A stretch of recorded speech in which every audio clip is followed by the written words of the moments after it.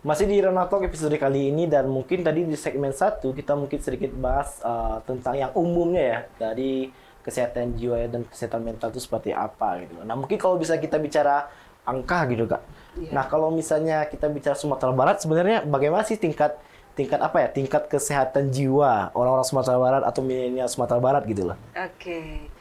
Kalau untuk kesehatan mentalnya mungkin saya belum punya data ya, tapi yang jelas itu Riskesdas, riset kesehatan dasar yang biasanya tiap tahun tuh Kemenkes selalu melakukan itu. Oke. Riskesdas tahun 2018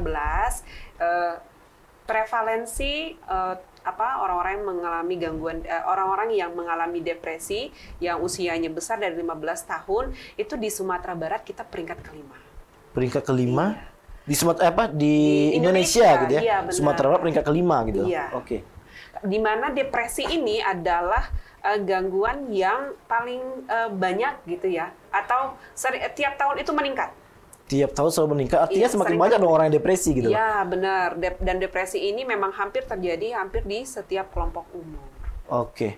Sebenarnya kalau kita bicara khusus depresi aja dulu gitu ya Kak ya. Nah sebenarnya faktor depresi itu karena apa sih? Maksudnya karena masalah yang terlalu berat atau memang masalahnya sebenarnya tidak berat tapi terlalu banyak dipikirkan gitu atau bagaimana sih Kak?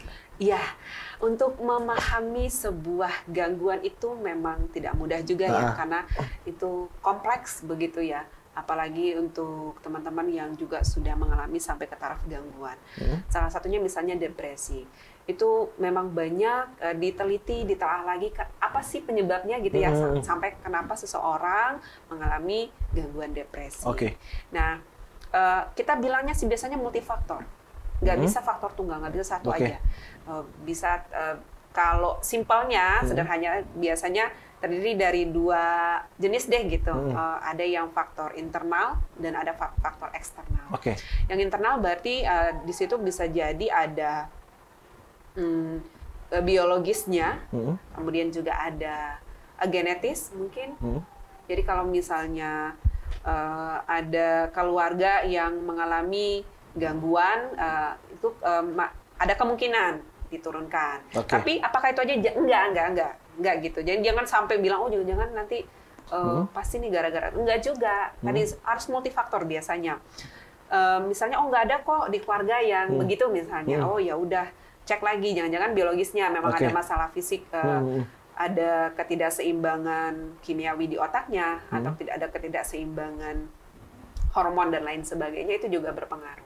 Kalau misalnya bicara depresi, mereka depresi karena tuntutan misalnya gitu, atau mungkin banyak masalah keluarga mungkin gitu Kak. Itu memang mempengaruhi kah dengan depresinya seorang anak lah kita katakan seperti itu ya. Iya. Itu menjadi faktor juga atau seperti apa gitu? Iya, itu yang internal tadi ya. Internal itu juga bisa jadi dari faktor kepribadian dari individunya sendiri. Oke. Kan kita punya karakter yang berbeda-beda Benar, nih gitu. benar. Ada juga ya kepribadiannya misalnya mudah cemas, ada kepribadiannya yang suka tantangan dan lain sebagainya.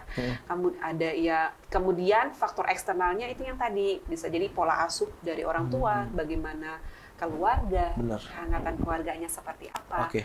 Kemudian juga pengalaman hidupnya juga seperti apa. Ada mungkin mungkin saja seseorang ini mengalami pengalaman-pengalaman yang tidak menyenangkan. Oke. Misalnya Misal. pernah jadi korban perkosaan Benar. misalnya. Bencana misalnya. Benar. Lo itu siapa juga ya yang nggak akan psikisnya akan Kena gitu ya. terguncang gitu Terguncang. ya. Tapi terguncang itu bukan berarti langsung nanti ke gangguan, enggak, tapi kan punya masa dulu untuk bisa sampai dibilang taraf gangguan. Oke. Tapi orang-orang yang punya banyak peristiwa hidup yang banyak tekanan, Oke. ya mungkin juga bisa perceraian, korban KDRT, kekerasan, Benar. dan lain sebagainya. Itu ya bisa menambah sebagai faktor untuk menyebabkan seseorang sampai ke tahapan depresi. Oh, Gitu. luar biasa. Tapi enggak itu banyak hal sebenarnya. Banyak ya. Tapi Banyak mungkin hal. bisa kita katakan Nggak bisa, mungkin ini ya, yang selalu saya tekankan ini, di media biasanya sering kali nih kalau misalnya ada berita ya, misalnya ada anak misalnya bunuh diri gitu. Benar. Itu biasanya selalu headline-nya itu misalnya apa? Bunuh diri karena putus pacar misalnya gitu ya. Oke. Padahal itu tidak sesimpel itu. Benar. Kalau sesimpel itu enak kerjaan saya. Langsung dapat kamu hasilnya sakit gitu ya. Udah karena putus cinta nih, udah gitu ya. Enggak, Oke. gitu ya. Enggak segampang itu. Dan belum tentu itu sebagai penyebab. Jangan-jangan itu sebagai, kalau kita bilangnya hanya pencetus saja. Pencetus yang sebelumnya itu sudah punya kerentanan. Oke. Yang sebelumnya itu sudah punya banyak problema dan banyak konflik di dirinya. Oke. Jadi pas ada event yang itu, kejadian itu udah tinggal, ibarat gelas itu udah retak duluan, tinggal senggol dikit ya Benar-benar pecah dia. pecah gitu. Oke. Jadi memang ibaratnya apapun yang terjadi sama seorang sebenarnya mungkin ada faktor lain di belakangnya. Ada Iya. beberapa konflik mungkin atau beberapa cerita di balik sebelum nanti dinamikanya pasti ada gitu ya kayak. Iya, Nah, oke. Nah, mungkin kita bicara Sumatera Barat nomor 5 tadi ya Kak ya. Dan mungkin angkanya seperti yang Kak bilang tadi juga selalu bertambah setiap tahunnya gitu loh. meningkat. Nah sebenarnya apa ada upaya mungkin ibaratnya apa yang harus kita lakukan sih sebenarnya untuk bisa seenggaknya menekan angka ini deh gitu loh supaya setiap tahun tuh tidak bakalan bertambah gitu loh. Iya. Salah satunya adalah apresiasi untuk Nagari TV. Untuk Apresiasi. edukasi hari ini. Oke, jadi Itu langsung ke edukasi ya. hari ini itu juga mencegah loh ya. Oke. Ya kan? Semakin aware seseorang tentang dirinya, semakin aware tentang kesehatan mentalnya, dan mungkin juga bisa melihat ke sekitarnya. Itu bisa setidaknya membantu seseorang memahami, dan juga saya berharapnya masyarakat remaja itu juga semakin familiar dengan psikolog dan mau menjadikan kami rekanannya. Jadi nggak terstigma lagi kalau ke psikolog itu pasti udah dalam tanda kutip bilang gila lah, sakit jiwa lah, dan lain sebagainya. Padahal kan nggak seperti itu. Kami tuh enak kok diajakin ngobrol, mau bahas apa aja juga boleh gitu ya. Apalagi kalau ke psikolog dijamin dijaga kerahasiaannya. Jadi bahas makna hidup lah, bahas sesuatu yang nggak mungkin kamu bahas ke orang lain itu bisa banget ke psikolog. Ke siapa lagi coba ceritanya gitu ya. Berarti secara langsung pemirsa Nagari TV atau masyarakat Sumbar pun juga harus diminta lebih terbuka lagi gitu ya Kak ya? Iya. Untuk bisa menceritakan masalah mereka gitu dengan siapapun. Salah satu upaya kita gencar terus begini, masif terus memberikan edukasi tentang kesehatan mental seperti apa. Tanda-tandanya seperti apa. Kan kalau kita ada tanda-tanda itu kita jadi, oh jangan-jangan aku apa gimana nih ya, periksa deh gitu kan. Atau ketemu saya ngeliat, oh kakaknya enak nih, mau ngobrol lah gitu kan. Nah itu kan bisa mencegah, supaya misalnya ke depannya nggak lebih ini. Kemudian juga pencegahan berikutnya adalah, sebenarnya ya media ini sangat bagus ya, untuk bisa memberikan edukasi seperti itu. Dan juga informasi. Kalau dulu kan kadang bingung, psikolog itu ada di mana, carinya di mana gitu ya, aksesnya kemana gitu kan. Tapi kan dengan media saat ini, kamu tinggal searching kan? Benar. Tinggal searching ada psikolog di mana sih gitu ya. Nah, itu juga salah satu upaya akses, memudahkan akses itu membuat kita jadi lebih dikenal masyarakat luas lah gitu ya. Iya, dikenal masyarakat luas, tentunya lebih banyak yang tertangani. Kemudian pencegahan ini juga ada beberapa yang masif, ada yang nulis buku juga, baca buku. Saya juga senang banget tuh kalau ada buku-buku yang juga bahas kesehatan mental. Semakin melek itu semakin membuat orang persepsinya jadi semakin berubah juga. Karena kalau dulu tuh gangguan jiwa atau mental itu biasanya dibilang apa coba? Pasti orang gila. Pasti kenapa? Oke, itu sebutan orang gila. Terus kenapanya biasanya gimana? Karena faktor X mungkin? Apakah benar faktor X? Atau biasanya yang disalahin setan, jin, iblis gitu ya? Bisa jadi ya, ada gangguan-gangguan dari makhluk halus gitu ya kayak. Kerasukan, disantet orang, ya kan? Ada orang jahat yang jahatin dan lain sebagainya. Gitu. Padahal sebenarnya itu ada ilmu psikolognya di dalam itu ya kayak. Padahal itu bisa jadi, bukan itu.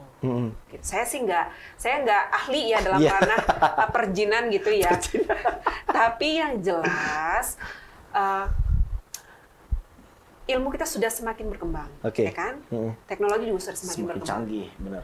Itu dulu sekali, dulu sebelum ada psikologi, itu penanganannya begitu. Dianggap sebagai kerasukan setan. Bahkan dulu di budaya Barat itu dianggap ada yang memuja mereka ini adalah titisan dari titisan apa gitu sampai dipuja, atau ada yang dipasung. Kalau di Indonesia itu biasanya dipasung karena saking nggak menganggap bahwa gangguan jiwa itu memalukan, iya kan? Luar biasa. Berarti memang ibaratnya kebiasaan itu sayangnya dibawa sama masyarakat dulu sampai sekarang gitu ya, Kak. Nah. Karena sekarang kita tahu teknologi semakin canggih gitu loh, ilmu semakin berkembang gitu loh. Banyak hal yang sebenarnya bisa kita upayakan selain mengupayakan kebiasaan-kebiasaan yang dulu gitu ya, Kak. Iya. Karena kita berharapnya semakin cepat ditangani, tentu akan pengobatannya akan lebih cepat juga gitu ya, dan gejalanya nggak semakin buruk, sakitnya nggak semakin buruk. Tapi kebanyakan misalnya ya anaknya sudah kayak udah perilakunya udah berubah, udah nggak mau ketemu orang, mau mengurung diri, ditanya nggak nyambung, ngomong nggak mau sekolah misalnya gitu ya, terus akhirnya dibawalah kemana dulu gitu ya, berbagai alternatif. Tapi itu sampai berapa lama? Gitu. Kadang butuh keluarga tuh sampai yang bertahun-tahun begitu. Ya gejala yang tadi tuh semakin udah parah. Semakin nggak tahu lagi sama realitas sama kenyataan. Benar. Harapan kita sebelum itu gangguan sudah sampai nggak bisa memahami lagi yang mana yang nyata, mana yang enggak, itu ditangani di awal. Harusnya ke psikolog gitu ya, Kak? Iya, ke psikolog atau ke psikiater juga. Gitu. Luar biasa. Karena kalau udah sampai halusinasi, sampai psikotik, sampai itu udah berat. Wah. Dan itu sudah tidak hanya akan mengganggu keberfungsian individunya, pasiennya, tapi tentu juga keluarga. Keluarga itu, pasti berat sekali. Kena imbasnya juga berarti ya? Iya, sebuah keluarga yang punya yang punya anak atau ada anggota keluarganya yang mengalami gangguan itu. Sungguh berat perjuangan mereka. Luar biasa. Berarti memang bisa menggoyahkan pondasi. Nah, itu dia benar-benar. Kalau bisa memang satu orang yang tidak bisa tertangani bisa kena ke keluarga yang lain gitu ya, kayak kena imbasnya lah istilah gitu ya. Ikutan repot jadinya gitu ya. Iya, maksudnya ya semuanya akan mau tidak mau harus urun tangan, bertanggung jawab. Ya kalau sama-sama bekerja sama untuk mencari penanganan. Tapi kalau misalnya hanya kan saling menyalahkan gimana? Ya kan? Ini salahnya. Nggak ada solusinya dong. Salah ibu nih, nggak mendidiknya nggak benar, misalnya gitu ya. Ayah juga salah. Ibu juga bilang, ini salah ayah nih yang nggak ada di rumah dan lain. Akhirnya nggak selesai dong. Benar. Nah, ibaratnya banyak kasus yang terjadi dari segi psikolog ini dengan kesehatan jiwa yang memang banyak sekali terganggu gitu ya, kayak bisa katakan seperti itu, dan mungkin angkanya setiap tahun juga bakalan bertambah setiap tahun gitu ya, meningkat apalagi gitu ya, setiap tahunnya. Dan memang berarti kasusnya sekarang masih banyak dong orang yang masih belum masih takut untuk sharing dengan psikolog gitu loh. Mungkin banyak orang yang bilang bahwa mereka tahu mereka ada sedikit gangguan gitu ya, tapi mungkin mereka takut ke psikolog, takut cerita karena nantinya endingnya malah benar-benar dinyatakan sakit gitu loh. Kan banyak faktor seperti itu yang mempengaruhi gitu Kak. Nah, hal seperti itu gimana coba bisa meluruskan persepsi pemirsa Nagari TV atau mungkin orang di luar sana supaya jangan takut deh, kalau bisa lu mau cerita ya udah cerita aja gitu loh. Kan masih banyak orang yang nggak takut akan hal itu gitu loh. Iya, sebenarnya sama kayak sakit fisik. Kamu udah sakit tapi nggak mau ngecek, takut nanti jangan-jangan ketahuan sakit nah itu dia, benar. Perkaranya sakitnya sembuh nggak kalau nggak dicek? Iya, berarti ibaratnya nggak ada solusi dong ya. Hidupnya banyak sejahtera nggak kalau nggak dicek nih, gitu. Umurnya mungkin pendek. Simpang siur kan? Benar. Simpang siur, yang badannya tetap sakit, nggak ditangani nggak tahu mau diapain. Kita udah kecemasan kalau nanti dicek jangan-jangan ketemu apa, nah itu dia. Balik lagi, mana mudaratnya yang mana? Harusnya cerita dong, harusnya mudaratnya mana? Sharing kamu dong, lebih gitu suka itu terus akan mengganggu hidupmu dan itu akan memburuk. Mau kamu nggak periksa ya nggak apa-apa, tapi yang akan merasakan dampak buruknya adalah dirimu sendiri. Seberapa lama kamu membiarkan dirimu seperti itu? Padahal ada bantuan nih. Jadi jangan-jangan bukan nggak ada bantuan, bukan nggak ada orang yang mau bantu kamu. Jangan-jangan kamunya sendiri yang tidak mengizinkan dirimu untuk dibantu orang lain.